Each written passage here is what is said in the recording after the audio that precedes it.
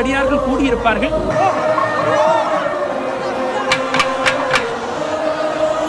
ஈழவள நாட்டுக்கு, இந்த வடபுலத்துக்கே ஒரு மிக உன்னதமான திருநாள். தேரிலே இந்த பிரம்மா, குதிரை போன்றவைகள்லாம் அங்கங்கள்லாம் இருக்காது. மக்களை அடியார்களே குதிரைகளாக மாறி. அனைவருக்குமே வணக்கம். நேரம் காலை 5 மணி. இப்பொழுது இங்கே நீங்கள் பார்க்கக்கூடியமா இருக்கும் நிறைந்த மக்கள் நல்லூர் கந்த சுவாமி ஆலயத்தை நோக்கி வந்திருக்கிறார்கள். ஆம், இன்றைய நாளில் ரதோற்சவம். பல லட்சக்கணக்கான அடியர்கள் வரக்கூடிய நல்லூர் கந்த சுவாமி ஆலயம், இந்த இடமெல்லாம் நிறைந்த மக்களாக மாறக்கூடிய அந்த காட்சி ஒரு 6 மணி 7 மணி பகுதியில் நாங்கள் பார்க்கக்கூடியமா இருக்கும். காலை பகுதியிலே இங்கே 5 மணிக்கே நிறைந்த மக்களை பார்க்கக்கூடியமா இருக்கு. 5 மணி அல்ல, காலை 1 மணி 2 மணிக்கே வந்துடுவார்கள். இந்த வசந்த மண்டப பூஜை, ஆறகாலுக்கு இடம்பெறக்கூடிய அந்த வசந்த மண்டப பூஜையை பார்ப்பதற்காக. அப்படியாக இங்கே பாதுகாப்பு கடமைகள் கூட பலப்படுத்தப்பட்டிருக்காங்க. நீங்கள் பார்க்கலாம் பாருங்க, விசேட அதிரடி படையினர் இந்த பாதுகாப்பு கடமையில் ஈடுபட்டிருக்கக்கூடிய அந்த காட்சிகளையும் பார்க்கிறீங்க. அப்படியாக இன்றைக்கு மிக தத்துரமான, மிக அழகான, அற்புதமான காட்சிகளை இன்றைய நாளில் நாங்கள் இங்கே பார்க்க போகின்றோம். ஏனென்றால் ஆறுமுக சுவாமியார் என்றும் இல்லாமல் ஆறுமுக சுவாமியார் வரக்கூடிய அந்த காட்சி ஒரு அற்புதமான காட்சியாக இருக்கும். இங்கு ஆலயத்தினுடைய இந்த வெளிப்பகுதியில் எல்லாம் தேங்காய்கள் உடைத்துக் கொண்டிருக்கிறார்கள். மலை போல இங்கு குவிக்கப்பட்டிருந்த தேங்காய்கள் எல்லாருமே காலையிலே இருந்து, சாமத்திலிருந்து அடிக்க வலிக்கிட்டுவார்கள். ஏனென்றால் அந்த தேர் இழுக்கும் பொழுது அடிக்கிறது என்றது பார்த்தீங்கன்னா இங்கே அவ்வளவுக்கு சாத்தியப்படாது. ஏனென்றால் அவ்வளவுக்கு தேங்காய்கள் குவியும். அதனால் வரக்கூடிய தேங்காய்கள் அந்தந்த நேரமே அங்கே அடிக்கப்பட்டு கொண்டிருக்கக்கூடிய அந்த காட்சிகளை பார்க்குறீங்க ஆலயத்தினுடைய இந்த முன்றல் பகுதியில்.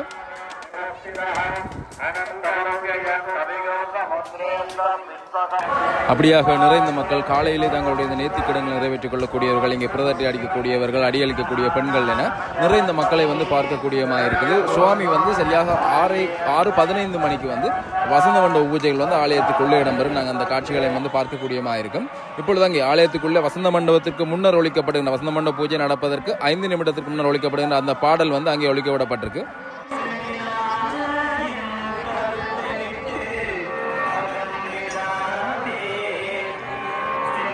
தெற்கு வாயில் பகுதியாக அங்கே வசந்த மண்டபத்தில் தீபாராதனை காட்டப்படுகிற அந்த காட்சியை பக்தர்கள் அந்த இடத்துல இருந்து பார்த்து கொண்டிருக்கக்கூடிய அந்த காட்சியை பார்க்குறீங்க. ஆலயத்துக்குள்ளே நிறைந்த மக்கள், அங்கே இருந்து பார்ப்பதற்கோ நின்று பார்ப்பதற்கோ கூட இடம் இல்லைங்க. நீங்கள் பார்க்கக்கூடியமாக இருக்கும் தலைகள் மட்டும்தான் தெரியுது.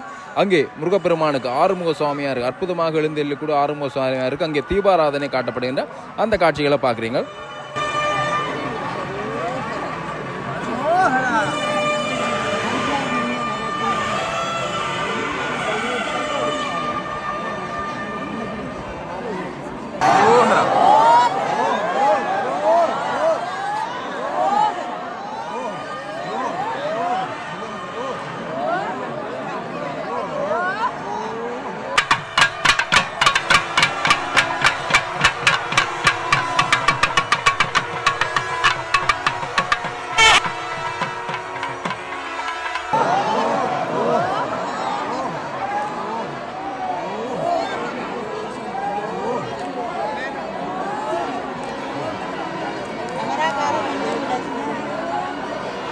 தீபாராதனை எல்லாம் காட்டப்பட்டு அங்கே அழகாக அற்புதமாக சுவாமி எழுந்தருளி ஆலயத்தினுடைய வெளிவீதி பகுதியில் வர போறார். அந்த காட்சியை பார்ப்பதற்கு தான் இங்கே பல லட்சக்கணக்கான கண்கள் பார்த்து கொண்டிருக்குது. அந்த பூக்கள் சொரியும் பொழுது முருகப்பெருமான் அதற்குள்ளாலே வரக்கூடிய அந்த காட்சியெல்லாம் மிக அற்புதமாகவும் தத்துரூபமாகவும் இருக்கும். அங்கே நீங்கள் பார்க்கலாமா, ஆலயத்தினுடைய உள்வீதி விளம்பெறுவதற்காக அங்கே ஆறுமுக சுவாமியார் வாயில் பகுதியை கடந்து உள்ளுக்கு சென்று கொண்டிருக்கக்கூடிய அந்த காட்சி, உள்வீதியை விளம் வெளியால வர போறார். அந்த காட்சியில நாங்கள் தொடர்ந்து பார்க்க போகின்றோம்.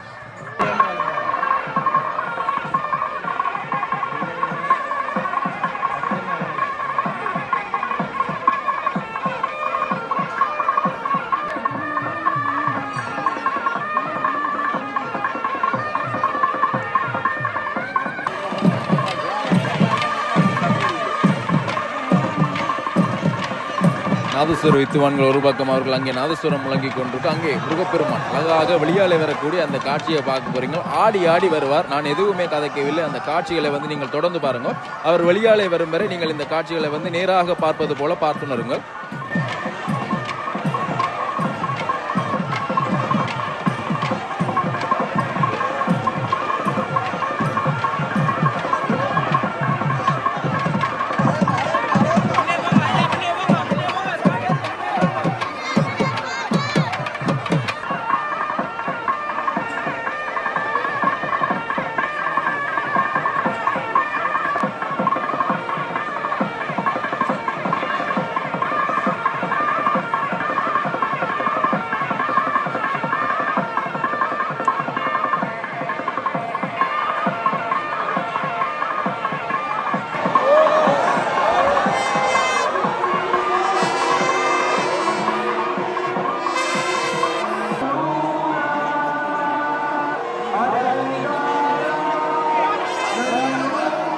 பூஜையர்கள் அங்கே முன்னே சென்று கொண்டிருக்கிறார்கள். பிரதான குருக்கள் உட்பட குருமணிகள் அங்கே சென்று கொண்டிருக்கிறார்கள். ஏனென்றால் இங்கே சுவாமி வரும் பொழுது சன நெரிசலாக இருந்தால் இங்கே இருந்து அங்கே செல்வதற்கு நீண்ட நேரம் செல்லும் என்பதால் அவர்கள் முன்னாலே செல்கிறார்கள்.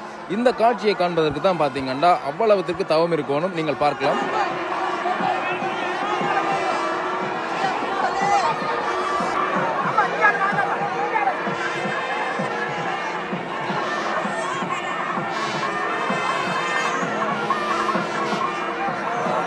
ஒரு கடலுக்குள்ள படகு எப்படி மிதந்து போகுமோ அத மாதிரி இந்த மக்கள் வெள்ளத்துக்குள்ள இந்த ஆறுமுக சுவாமியார் அப்படியே மிதந்து போகிறார். நீங்கள் எங்க போகிறோம் என்று தெரியாமல் அந்த கால்கள் எல்லாமே நடந்து அவனை சுமந்து செல்லு கொண்டிருக்கக்கூடிய அந்த காட்சிகளை பார்க்குறீங்க. அங்கே ஆலயத்தின் முன்பகுதியிலிருந்து தேருக்கு முன்னாலே வந்துதான் சுவாமி இங்கே வருகிறார். அப்படியாக அந்த சன நெரிசல் மக்கள் அடிபட்டு தாங்கள் தூக்கணும் என நினைக்கக்கூடியவர்களாம் அங்கே நீங்க பாருங்க, அந்த அழகை பார்த்து ரசிக்கலாம். தொடர்ந்து நீங்கள் இவர் இங்கே தேரிடத்துக்கு செல்லக்கூடிய தேர்மடத்துக்கு செல்லக்கூடிய காட்சி வரை தொடர்ந்து பாருங்கள்.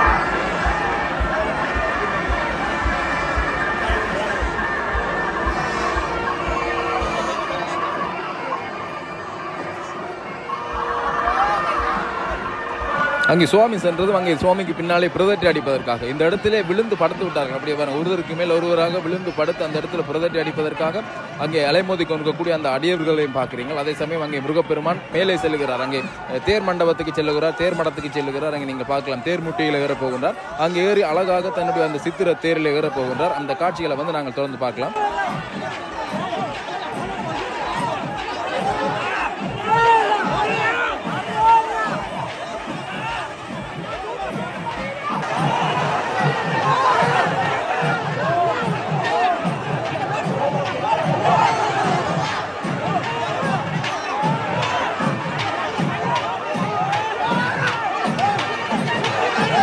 லட்சோபலட்சம் அடியவர்களுக்கு மத்தியிலே முருகப்பெருமான் இன்றைக்கு ஒரு அற்புத காட்சியை காட்டிக் கொண்டிருக்கிறார். பார்க்கக்கூடிய மாதிரி நீங்கள் தெளிவாக பார்த்திருப்பீங்கள். அவருடைய அந்த சிரித்த முகம், புன்னுருவல் முகம் அழகாக காட்சி தந்திருக்கும். இந்த காணொலியில் நானே நேரில் பார்க்கும்பொழுது மெய் செலுத்தி விட்டு உண்மையாகவே இன்றைய தினம் தான் எனக்கு அப்படியாக பார்ப்பதற்கான அந்த சந்தர்ப்பம் கிடைத்தது. அங்கே தேர்மேடையிலே அமைந்திருக்கின்றார், தேரில் ஏறப் போகின்றார். அந்த காட்சிகளை நாங்கள் தொடர்ந்து பார்க்கலாம்.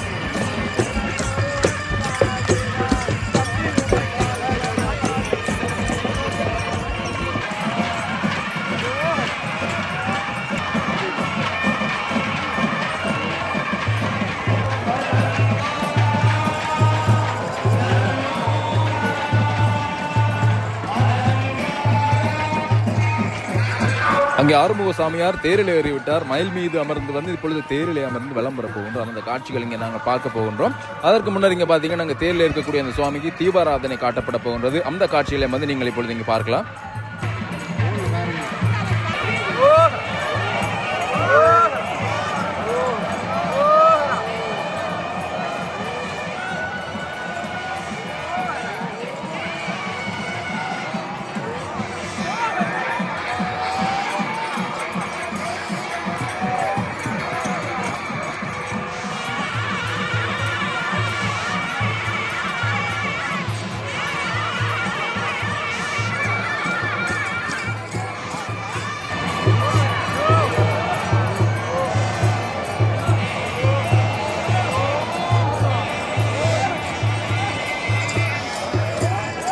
தீபாராதனை காட்சியில பார்த்திருப்பீங்க. தொடர்ந்து இங்கே வடக்கயிறு கொடுக்கப்பட போகின்றது. அந்த வடக்கயிறு கூட பார்த்தீங்கன்னா தேருக்கு நேரே செல்லாமல் சுற்றி வந்து வளைந்து தான் அந்த தேர் எடுக்கக்கூடிய இடத்துக்கு செல்ல அந்த எடுக்கக்கூடிய அந்த நேரான நேர்த்திக்கு செல்வது என்றால் இரண்டால் அவ்வளவுக்கு மக்கள் இங்கே அந்த வடக்கயிறை பிடிப்பதற்காகவே அந்த இடத்துல முண்டி அடித்துக் கொண்டு நான் அங்கே நீ இங்கே என்று அங்கே நீங்கள் பார்க்கக்கூடிய மாதிரி இருக்கும் பாருங்க. அந்த எவ்வளவு கைகள் அந்த ஒரு கைத்தை பிடிப்பதற்காக அங்கே அலை மோதுகின்ற அந்த காட்சியில பார்க்குறீங்க. அப்படி அங்கே பாருங்க அந்த வடக்கயிறு இங்கே சப்பரம் இருக்கக்கூடிய அந்த இடத்துக்கிட்ட இதால வளைஞ்சு தான் பார்த்தீங்கன்னா நேர போகுது. அவ்வளவுக்கு மக்கள் அந்த வடம் பிடித்தால் வாழ்வில் இடம் பிடிக்கலாம் என்று சொல்வார்கள். அந்த எப்படியாவது இந்த வடத்தை பிடித்துடணும் என்ன அங்க முயற்சி செய்து அந்த வடத்தோடையே சேர்ந்து அசைந்து செல்லக்கூடிய அந்த காட்சியில பாக்குறீங்க. தொடர்ந்து இந்த வடத்தை இழுக்க அங்க முருகப்பெருமானுடைய அந்த அற்புதமான தேர் அசையக்கூடிய அந்த காட்சியில நாங்க பார்க்கலாம்.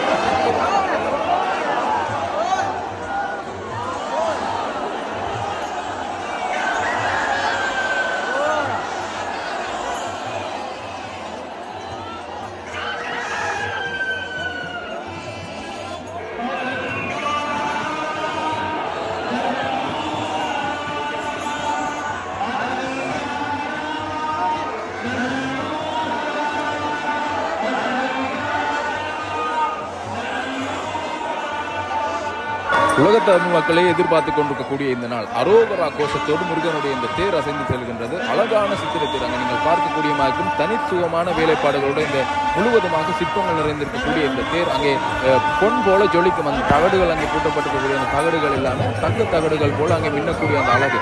அதே சமயம் அங்கே நீங்கள் பார்க்கலாம் ஆறுமுக சுவாமியார் உள்ளே அமர்ந்திருந்து காலுக்கு மேலே கால் போட்டு கொண்டார். காலுக்கு மேலே காலில் அங்கே நீங்கள் பார்க்கலாம் அந்த கால்கள் ரெண்டையும் அந்த பாதத்தை காட்டியபடி அந்த மயூரகிரி குருக்களின் சம்பந்தமாக தெளிவாக சொல்லுவார். அந்த பாதத்தை காட்டிய வண்ணமே எங்களை பார்த்து கொண்டிருக்கக்கூடிய அந்த காட்சி முன்னாலே நகர்ந்து கம்பீரமாக சென்று கொண்டிருக்கின்ற முருகப்பெருமான் பின்னாலே அடியவர்கள் அலைமோதி சென்று கொண்டிருக்கிறார்கள். அதே சமயம் அங்கே புதத்தை அளிக்கக்கூடியவர்கள் பல்லாயிரக்கணக்கானவர்கள் செல்கிறார்கள். அங்கே நீங்கள் பார்க்கலாம் அந்த மணி யோசி ஒளி எல்லாமே அந்த தேரில் இருக்கக்கூடிய மணி ஒளிகள் எல்லாமே அவ்வளவுத்திற்கு ரீங்காரமாக காதலே வந்து படுகின்றன.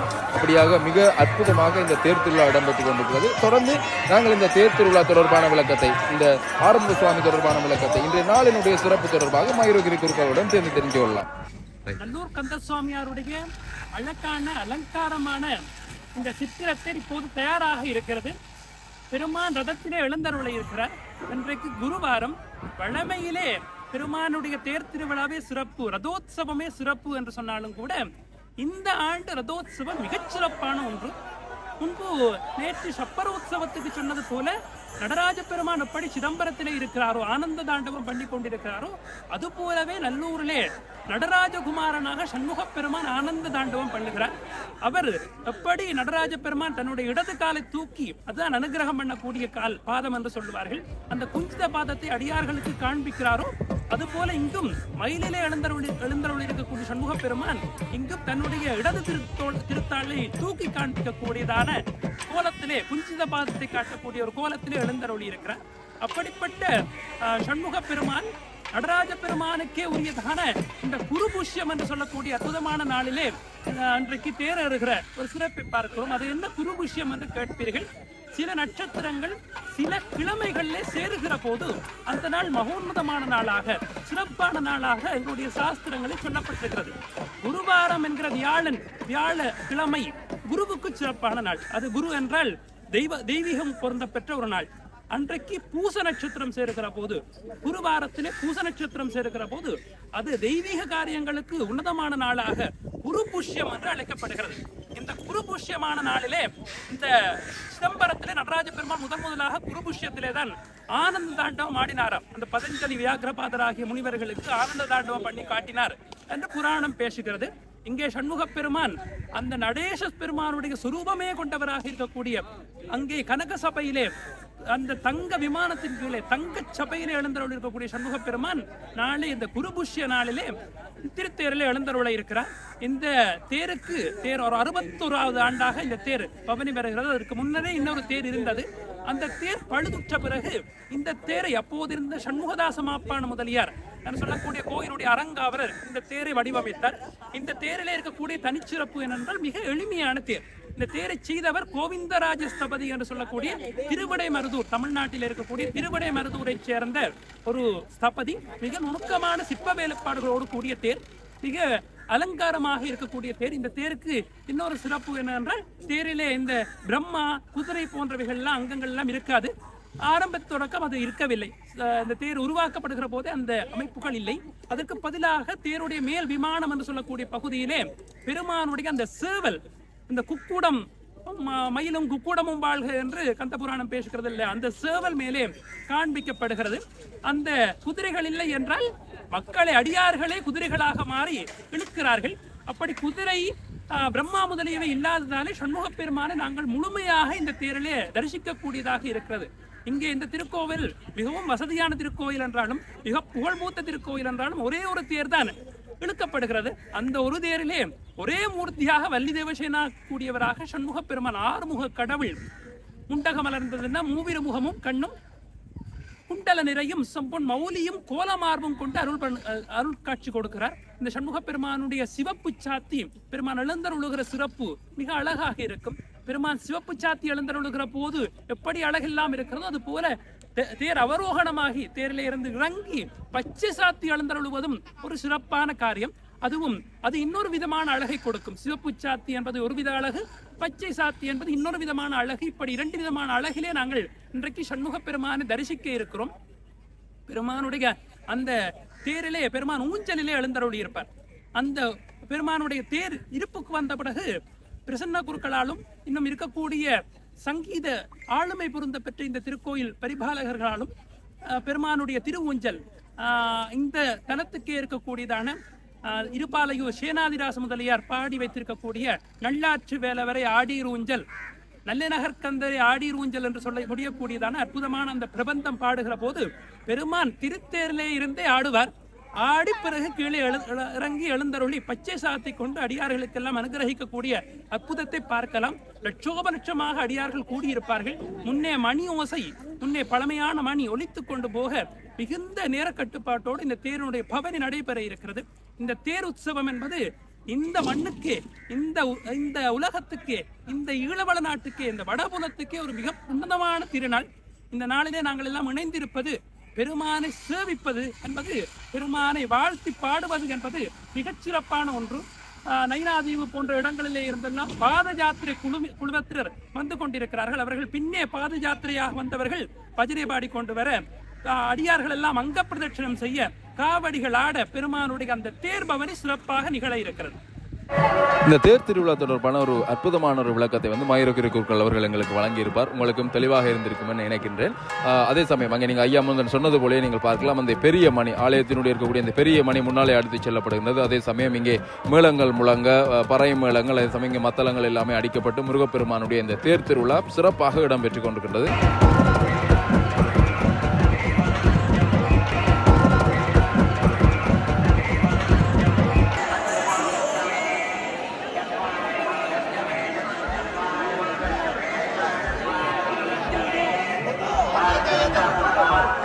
இப்பொழுது இங்கே இந்த தெற்கு வாயில் கோயில் கோபுர பகுதியை நோக்கி முருகப்பெருமானுடைய அந்த தேர் வந்து கொண்டிருக்கின்றது. கோபுரத்துக்கு முன்னாடி தேரை பார்க்கும் பொழுது அவ்வளவுத்துக்கு சிறப்பாக இருக்கும். அதே சமயம் அங்கே கோபுரத்தில் இருந்து கூட பூக்கள் தூவப்படக்கூடிய அந்த காட்சிகளை பார்க்குறீங்க. தேரை சிறப்பிக்கும் முகமாக, தேரை வரவேற்கும் முகமாக அங்கே கோபுரத்துக்கு மேலே இருந்து பூக்கள் தூவி கொண்டிருக்கக்கூடிய அந்த காட்சிகளை பார்க்குறீங்க. அங்கே கம்பீரமாக கலசம், தேரினுடைய அந்த தங்க கலசம் கம்பீரமாக ஆடிக்கொண்டிருக்கக்கூடிய அந்த காட்சிகளை பார்க்குறீங்க. மிக அழகான ஒரு காட்சி.